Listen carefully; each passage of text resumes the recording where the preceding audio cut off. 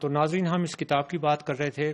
بنیادی طور پہ اب ہم ایک فریش پرسپیکٹو سے دیکھنا چاہیں گے ٹیکنالوجی کو.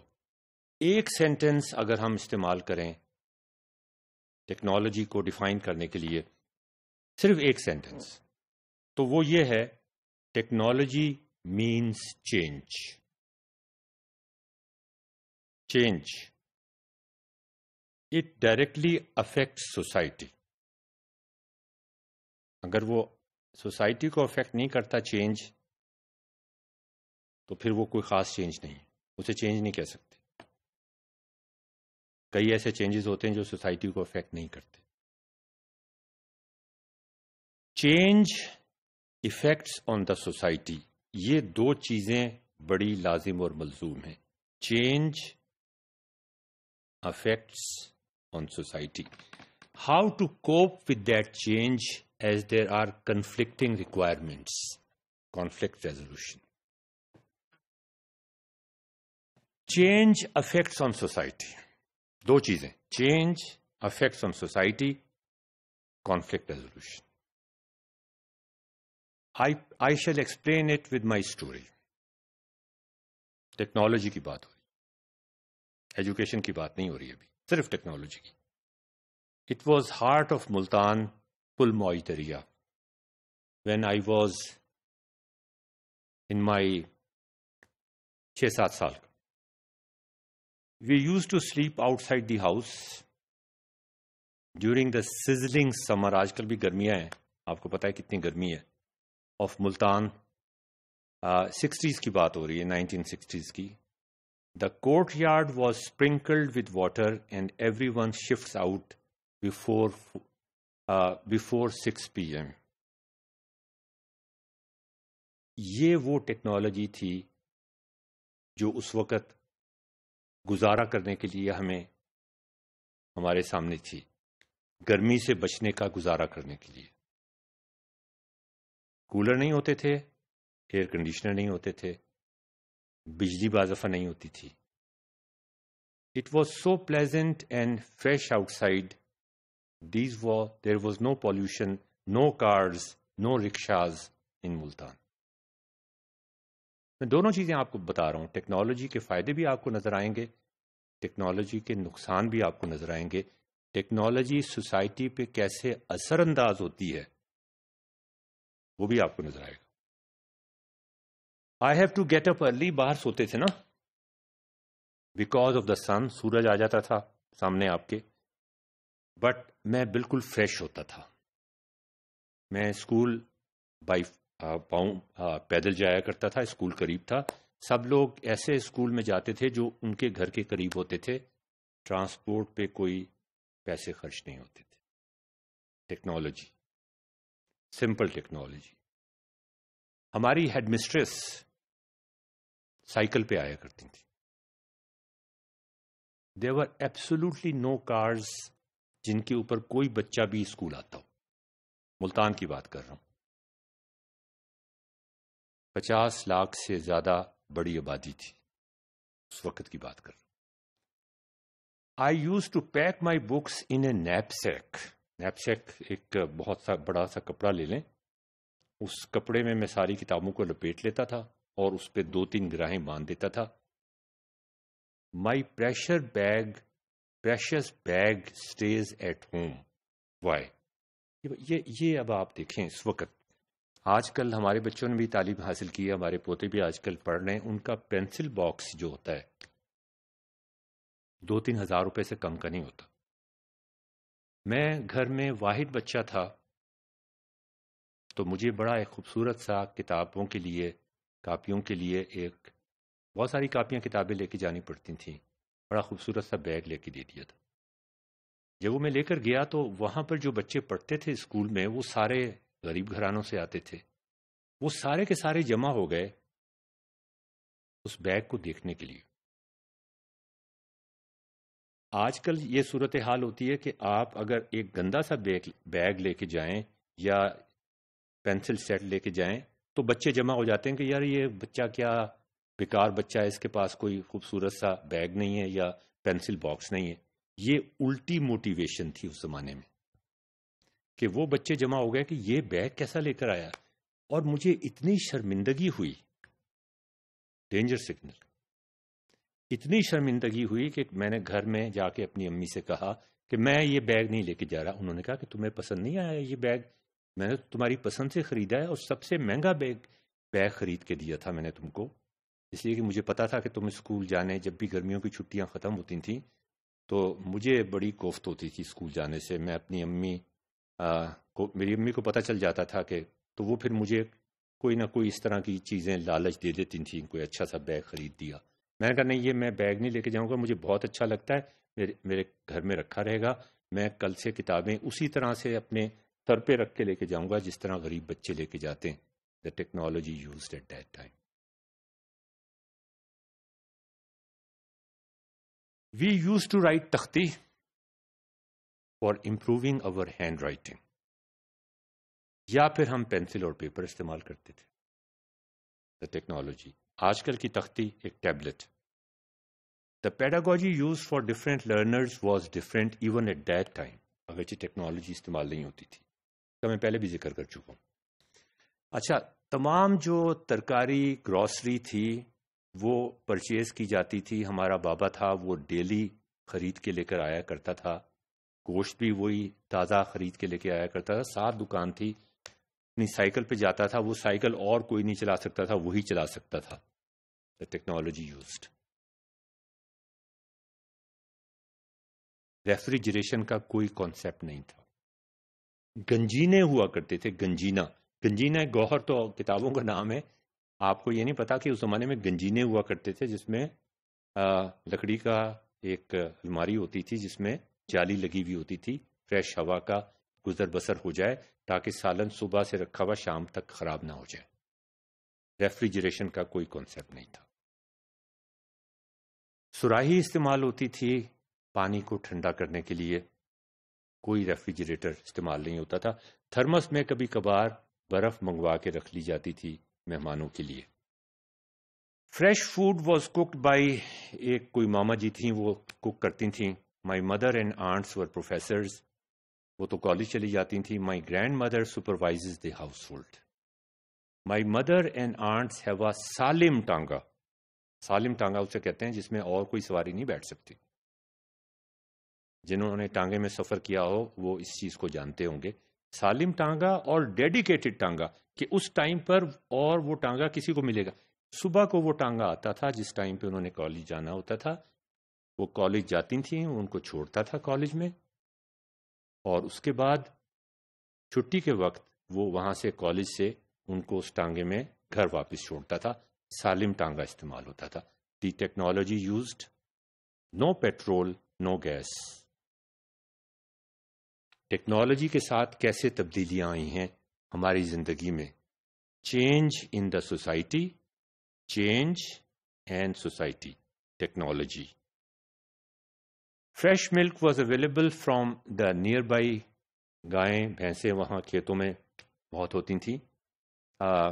مکھن تازہ نکلا کرتا تھا. فریش لسی سے مکھن نکال کے فریش لسی ڈسٹریبیوٹ کر دی جاتی تھی کوارٹرز کے لوگوں میں. مائی مدر اینڈ آنٹس ہیو اے، وہ میں ٹانگے کی بات کر چکا ہوں، کالج ٹائمنگ میں جو آیا کرتا تھا. اس کے بعد جی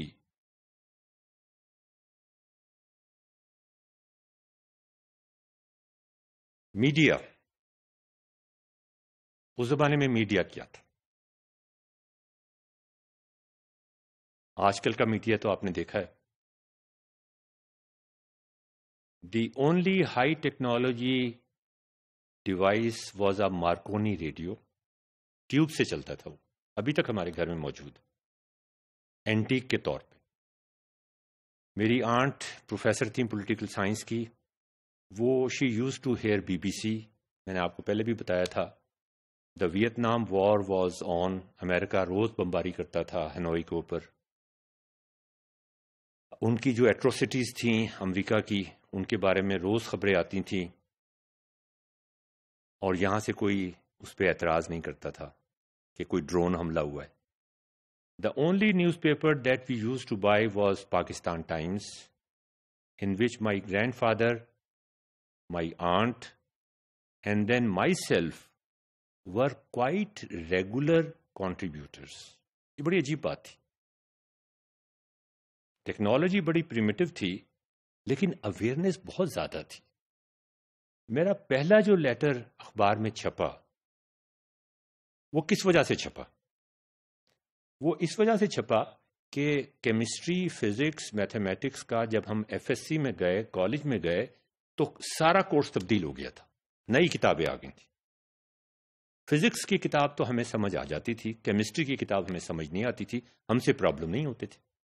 اور ہم پرابلم سارے بیٹھ کے 4-5 اسٹوڈنٹس جو تھے جن کے میٹرک میں اچھے مارکس تھے، گورنمنٹ کالج ملتان میں، ایمرسن کالج ملتان میں ہم پڑھ رہے تھے، ہم بیٹھ کے کرتے تھے اور ہم سے وہ نہیں ہوتے تھے. فزکس کے ہو جاتے تھے، میتھس کے بھی ہو جاتے تھے. تو بڑی فرسٹریشن ہوتی تھی کہ یہ پرابلم کیوں نہیں ہو رہے.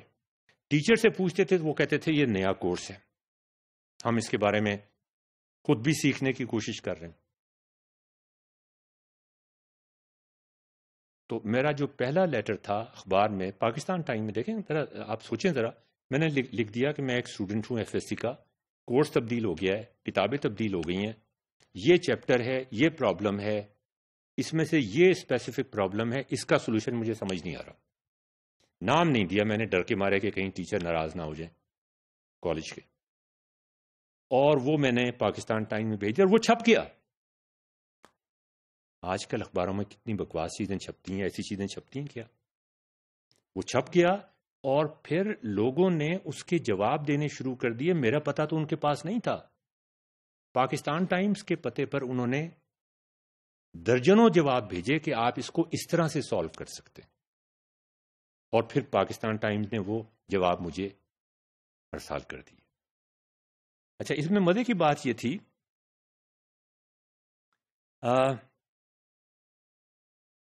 یہ تھی، کہ فزکس کی جو ہماری کتاب تھی اس میں مسئلہ نہیں تھا، کیمسٹری کی کتاب میں مسئلہ تھا. تو ایک دن ہم سب نے سوچا کہ یہ چکر کیا ہے. پروفیسروں کے نام تو وہاں بھی بڑے بڑے لکھے ہوئے ہیں، وہاں بھی بڑے بڑے لکھے ہوئے ہیں. پھر ہمیں پتہ چلا کہ فزکس کی کتاب جو ہے وہ ڈٹو کاپی کی ہوئی ہے انہوں نے، ایک بڑی اچھی فزکس کی ٹیکسٹ بک سے، جبکہ کیمسٹری کی کتاب میں کچھ یہاں سے لے لیا، کچھ یہاں سے لے لیا، اور اس کھچڑی بن گئی. لیکن ایک بڑی کتاب تھی جس سے انہوں نے زیادہ مٹیریل لیا تھا، وہ کتاب باہر کی چھپی ہوئی تھی. فزکس کی کتاب بھی وہ باہر کی چھپی ہوئی تھی جہاں سے کاپی کیا تھا.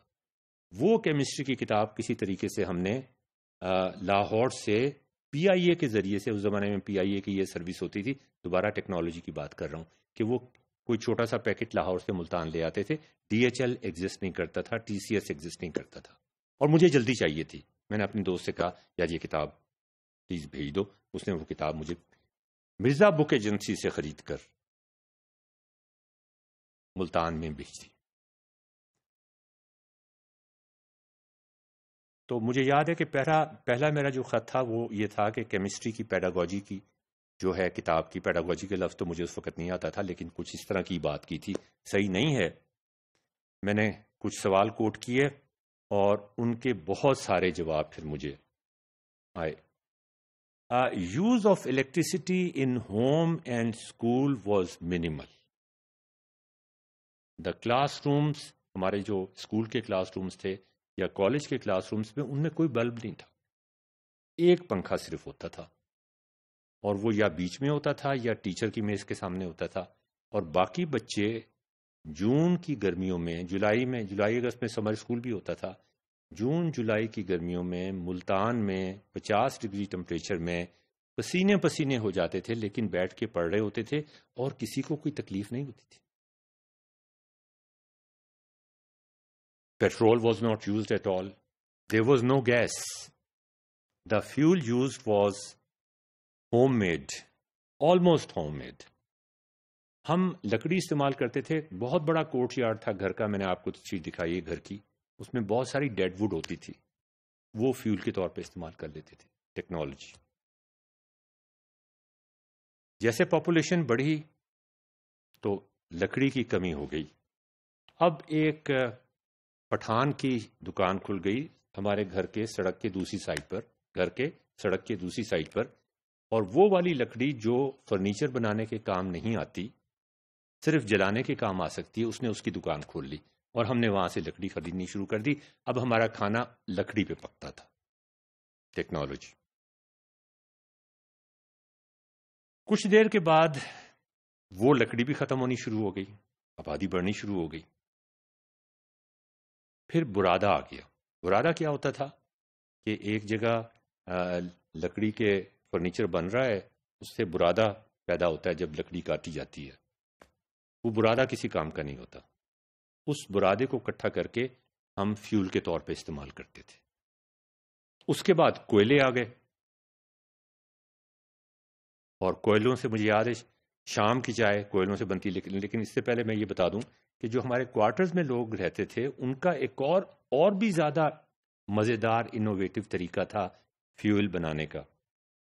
وہ جو کاؤ کا گوبر جو ہوتا ہے اس کو پروسیس کر کے اس کی پلیٹس بنا لیتے تھے، دیوار پہ تھوپ دیتے تھے. وہ اچھی تو نہیں لگتی تھیں مگر وہ ٹیکنالوجی تھی، وہ فیول تھا، وہ سستی ٹیکنالوجی تھی. گرمیوں کی تپتی دوپہریں مجھے ابھی تک یاد ہیں ملتان کی، اور سردیوں کی اداس شامیں بھی یاد ہیں. During the same period coal became available. کوئلہ آنا شروع ہو گیا which was cheap and readily available. اور خاص بات یہ تھی کہ ہماری جو آفٹر نون ٹی تھی، دوپہر کی چائے، گرمیوں کی تپتی دوپہروں میں بھی اور سردیوں کی اداس شاموں میں بھی وہ اس پہ بنتی تھی، اس لیے کہ جلدی وہ بن جاتی تھی. برادے کو کوٹ کے انگیٹھی میں بنانا پڑتا تھا، اور اس میں آگ لگانے میں لکڑی کی آگ بھی مشکل سے چلتی تھی، کوئلے کی آگ جلدی سے جل جاتی تھی، اور وہ اس کا ڈھکنا اوپر نیچے ہونا شروع ہوتا تھا. میں سوچتا تھا یہ ڈھکنا اوپر نیچے ہوتا ہے، اس سے ہم کیسے اسٹیم انجن بنا سکتے ہیں. ابھی تک مجھے یہ ساری چیزیں یاد ہیں. So I remember afternoon tea use to be a treat as my mother and aunts have taken some rest after a hectic day at college. That afternoon tea will always be remembered. پھر gas آ گئی، technology تبدیل ہو گئی. And we started wasting it as if it will stay forever. P T V کا مشہور drama کوئلے والا، یہ میں آخری آپ کو قصہ سنا رہا ہوں اس ماڈیول کا، کہ وہ بہت مشہور ہوا تھا پی ٹی وی کا ڈرامہ. ابھی بھی کہیں ان کے آرکائیوز میں ہوگا کہ ایک بندہ تھا کوئلے والا جو اپنے محلے میں مختلف محلوں میں جا کے کوئلہ بیچا کرتا تھا. محلے والوں نے گیس لگوانی شروع کر دی. ایک محلے میں ایک گھر میں گیا، انہوں نے کہا جی گیس لگوا لیا، اب ہمیں تمہارے کوئلے کی ضرورت نہیں ہے. دوسرے گھر میں گیا، وہاں سے بھی نہیں. تیسرے جب گھر میں گیا تو وہاں ایک بڑے وزاداری بھی تو کوئی چیز ہوتی ہے نا جی. وزادار انسان تھے. انہوں نے کہا اس بیچارے کی روزی لگی ہوئی ہے، میں اس سے کوئلے لیتا رہتا ہوں اگرچہ میں نے بھی گیس لگوا لی ہے. انہوں نے کہا ہاں وہ کوئلے کی بوری رکھ دو اندر، اور وہ روز لے آیا کرو، یا ہفتے میں ایک دفعہ جب لاتے ہو لے آیا کرو. کچھ دن کے بعد وہ کوئلے کی بوریاں کٹھی ہونی شروع ہو گئیں، استعمال تو ہو نہیں رہی تھیں. وہ کوئلے والا ان کے پاس آیا اور شرم سے سر جھکا کے کھڑا ہو گیا اور سلام کیا کہ صاحب جی میں نے کوئلے کا کاروبار تو چھوڑ دیا ہے، میں اب گیس کا ٹیکنیشین بن گیا ہوں. ٹیکنالوجی کس طرح اس نے اپنے آپ کو ایڈجسٹ کیا. تو اب آپ کو کوئلہ تو پرووائڈ میں نہیں کر سکوں گا، میں کہیں کسی اور سے کہتا ہوں کہ وہ آپ کو کوئلہ پرووائڈ کر دیا کرے. انہوں نے کہا مجھے کوئلہ پرووائڈ کرنے کی کوئی ضرورت نہیں ہے. اس نے کہا کیوں، آپ تو ہمیشہ مجھ سے کوئلہ لیتے تھے، کل بھی میں کوئلے کی آپ کو بوری دے کر گیا ہوں. اس نے کہا آؤ میں تمہیں ایک چیز دکھاتا ہوں. ان کا صحن کوئلے کی بوریوں سے بھرا پڑا تھا. اس نے کہا یہ کیا ہے، آپ نے سارے کوئلے کی بوریاں یہاں کٹھی کی ہوئی ہیں اور آپ کوئلہ استعمال نہیں کر رہے، آپ کیا استعمال کر رہے ہیں؟ انہوں نے کہا ہم گیس استعمال کر رہے ہیں. تو اس نے کہا آپ نے مجھے بتایا کیوں نہیں؟ انہوں نے کہا وفاداری بھی کوئی چیز ہوتی ہے. اسی وفاداری کے ساتھ آج کا یہ ماڈیول ہم ختم کرتے ہیں. اجازت دیجیے، خدا حافظ.